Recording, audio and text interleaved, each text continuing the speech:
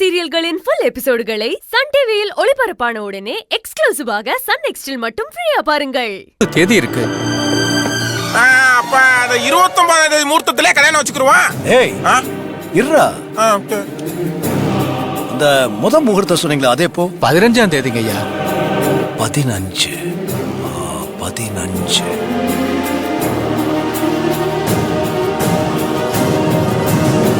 அந்த முகூர்த்தத்தையே குறிச்சிருங்க.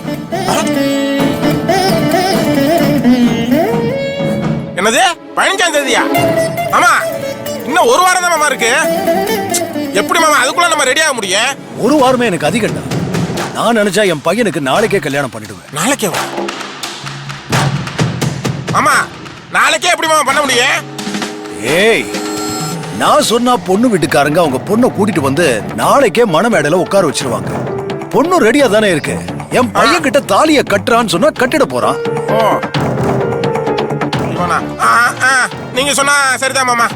ஆமா ஆனா நாளைக்கேனா மண்டபம் பிடிக்கணும், டெக்கரேஷன் பண்ணணும், வர்றவங்களுக்கு சொல்லி அனுப்பணும், அப்புறம் கல்யாணத்துக்கு வந்தவங்கள வெல்கம் பண்றதுக்கு வெல்கம் கேர்ள்ஸ் கூட்டி வரணும். ஏகப்பட்ட வேலை இருக்கேன் மாமா. ஒரு நாள்ல நான் எப்படி மாமா இவ்வளவு வேலையை பார்க்க முடியும்? நாளைக்குன்னா நாளைக்கு இல்லடா. 15 தானே சொன்னீங்க? ஆமாங்க ஐயா. 15 தான் கல்யாணம். ஒரு வாரம் டைம் இருக்குல்ல, அப்புறம் பாத்துக்கலாம். ஓகே ஜோசியரே குறிச்சுக்கங்க. 15ஆம் தேதி கல்யாணம். ஆமா மாமா சொல்லிட்டாரு. அப்புறம் ஜோசியரே ஆமா அடுத்த முகூர்த்தம் எப்ப சொன்னீங்க? 24ஆம் தேதி. அன்னைக்கு இன்னொரு கல்யாணம் இருக்கு, அதையும் குறிச்சு வச்சுக்கோங்க. அந்த கல்யாணம் யாருக்கு? இந்த வீட்டுல இருக்க இன்னொரு மாப்பிள்ளைக்கு. யார் அந்த மாப்பிள்ளை? ஏன் என்னெல்லாம் பார்த்தா மாப்பிள்ளையா தெரியலையா?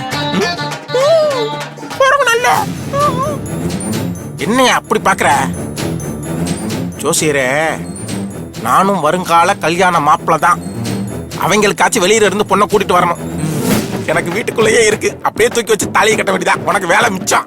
என்னடா என்ன அவர்கிட்ட ரகசியம் பேசிட்டு இருக்கு? ஒண்ணு இல்ல மாமா, கல்யாணத்தை தடபுடலாம் நடத்தணும்னு முறையா சொல்லிக்கிட்டு இருந்தேன் மாமா. ஏன்டா மெதுவா சொல்றேன்? நல்லா கத்தி எல்லார் காதலையும் விடுற மாதிரி சொல்லேன்டா. சரிங்க மாமா. மாப்பிள்ளை கணேசனுக்கு வர்ற 15ஆம் தேதி கல்யாணம்.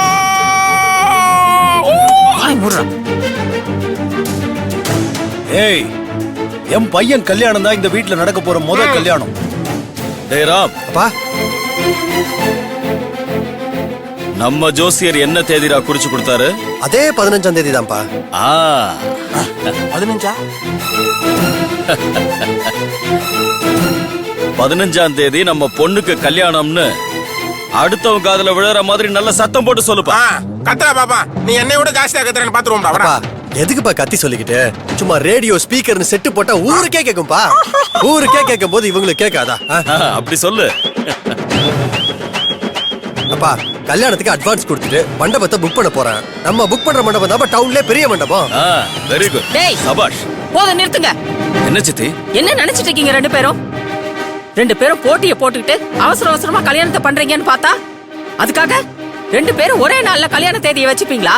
ஒரு கல்யாணம்னா எவ்வளவு வேலை இருக்கு. உங்க பிள்ளைங்க நல்லா வாழணும்னு உங்களுக்கு எல்லாம் ஆசையே இல்லையா? இப்படி ஆளாளுக்கு ஏதோ பேசிக்கிட்டு இருக்கீங்க. சித்தி டென்ஷன் ஆகாதீங்க. தேவிக்கு நல்ல இடத்துல மாப்பிள்ளை பார்த்தாச்சு, மண்டபமும் பார்த்தாச்சு, சாப்பாடு டெக்கரேஷன் எல்லாத்துக்குமே சொல்லியாச்சு. இன்னும் ஒரு வாரமே அதிகம். அப்படியா? அதனால வர 15ஆம் தேதியே என் பொண்ணுக்கு கல்யாணம் பண்ணிடலான்னு முடிவு பண்ணிட்டேன். ஏன் முடிவுலயும் மாற்றம் இல்லாத? அப்படி சொல்லுங்க மாமா. வர 15ஆம் தேதி என் பையனுக்கும் கல்யாணம் நடக்கும். அதுவும் இந்த ஊர்ல எவனும் பண்ணாத மாதிரி பிரம்மாண்டமா நடத்துவோம். நடத்துற மாமா, யாரு தடுத்தாலும் நடத்துற மாமா. கண்டிப்பா நடத்துறோம். வாங்க போயிட்டு வாங்கய்யா. நான் சொன்னதை மறந்துடாதீங்க. கேட்காத மாதிரியே போறேன். டீச்சருக்கு 15ஆம் தேதி. Yes. 15. Coming 15. Wait and watch.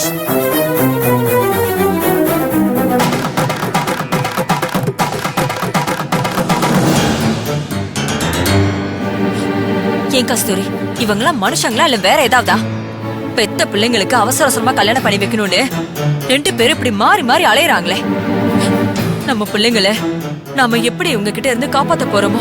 இவங்க கிட்ட இருந்தா இவங்க தான் மதம் புடிச்ச யானை மாதிரி முரண்டு புடிச்சிட்டு இருக்காங்களே. இவங்களை எதிர்த்து நம்மளால என்னதான் பண்ண முடியும்? வேற என்ன பண்ண முடியும்? இதத்தான் அவங்க கையால தாலி கட்டிட்டு வந்ததுல இருந்து இன்னைக்கு வரைக்கும் சொல்லிட்டு இருக்கோம். எனக்கு வர கோபத்துக்கு அப்படியே அந்த மனுஷனோட சட்டையை பிடிச்சு உலுக்கி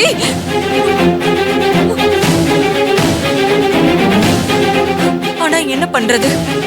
எல்லாம் நம்ம தலை எழுத்து. பொண்ணா இருக்கிற குடும்பத்துல பிறந்து அதே குடும்பத்துல வாக்கப்பட்டு வந்தாலும் நாம 2 பேரும் பகையாளியாவே வாழ்ந்துட்டோமே. கோவிலுக்குள்ள சந்திச்சுக்கிறது, யாருக்கும் தெரியாம ஆத்தங்கரையில சந்திச்சுக்கிறது, திருட்டுத்தனமா நம்மளே சந்திச்சிட்டு இருக்கோம். இப்போ நம்ம பிள்ளைங்களுக்கும் அதே நிலைமை வந்துருச்சு. இனிமேலாவது அவங்க ஒண்ணு சேருவாங்களான்னு பார்த்தா அது எப்பவுமே நடக்காது போல இருக்கே. என் அண்ணன் தான் அவசர அவசரமா ஒரு பொண்ணுக்கு கல்யாணம் பண்றாருன்னா இந்த மனுஷனும் அவருக்கு ஏட்டிக்கு போட்டியா பண்றாரே. இவருக்கு புத்தி வேணா? வீம்புக்கு 15ஆம் தேதியே கல்யாணம்னு சொல்றாரு. என் அண்ணனாவது 15ஆம் தேதி ஜோசியர் கூப்பிட்டு வச்சு பேசி முகூர்த்தத்தை பார்த்தாரு. ஆனா அண்ணன் இருக்காரே, ஏற்கனவே தேதியை குறிச்சிட்டு வந்து என்கிட்ட வந்து ஒரு வார்த்தை கூட சொல்லாம அப்படியே கம்கமால உட்கார்ந்துட்டு இருந்தாரு.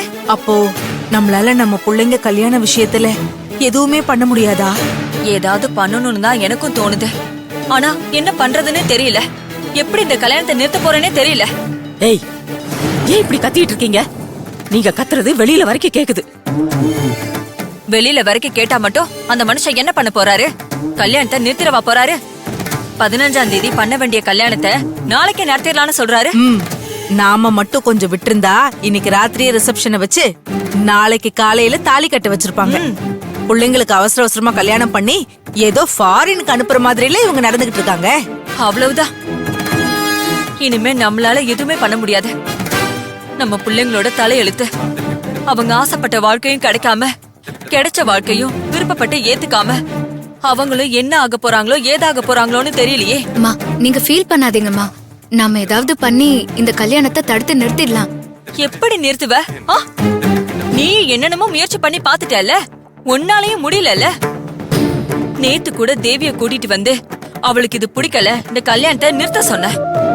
ஆனா அந்த மனுஷன் கௌரவம் தான் முக்கியம்னு ஆணவத்தோட பேசினாரே. என் பையனையும் கூட்டிட்டு வந்து பேசணும். என் புருஷன் தான் ஒத்துக்கலையே. ஒத்துக்க மாட்டாரு. எப்படி ஒத்துப்பாரு? அந்த வீணா போனவங்க தான் ஒத்துக்கவே மாட்டாங்களே. பிறக்கும் போதே பிடிவாதத்தோடயே பிறந்துட்டாங்க போல இருக்கு. அதான் இப்படி ஆடுறாங்க. ஏன் தான் உங்க அக்கா மகனை இப்படி வளர்த்து இருக்கீங்களோ? என்னது? ஏன் அக்கா மகன்னு சொல்ற? ஏன் உன் புருஷன்னு சொல்லு. ஆமா, புருஷன், பெரிய புருஷன். பெத்த பொண்ணோட ஆசையையும் பொண்டாட்டியோட மனசையும் புரிஞ்சுக்காத வரட்டு கௌரவத்துக்காக மட்டுமே வாழ்ற ஒரு புருஷன்.